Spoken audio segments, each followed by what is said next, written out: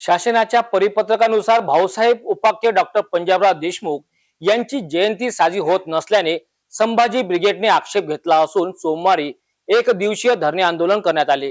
यावेळी पंचवटी चौक येथे पंजाबराव देशमुख स्मारकाजवळ धरणे सुद्धा देण्यात आले। मागण्या पूर्ण झाल्या नाही तर राज्यभरात आंदोलन पुकारला जाईल असा इशारा यावेळी देण्यात आला। मनीष पाटील संभाजी ब्रिगेड जिल्हा अध्यक्ष।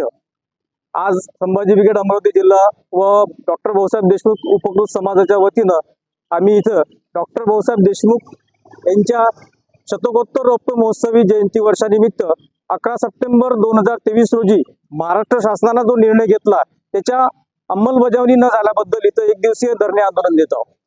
या GR मध्ये माननीय विभागीय आयुक्तांच्या अध्यक्षतेखाली एक कमिटी स्थापन करण्यात तीन सदस्यीय कमिटी स्थापन करण्यात आली होती आणि त्या तीन सदस्यीय कमिटीचं महाराष्ट्रभर कार्यक्रम राबवण्याच्या रूपरेषा ठरवण्याची योजना होती।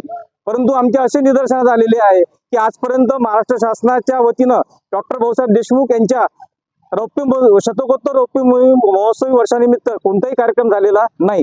त्या निमित्त आम्ही इथे एक दिवसीय धरणे आंदोलन संभाजी ब्रिगेडच्या वतीनं करण्यात येत आहे।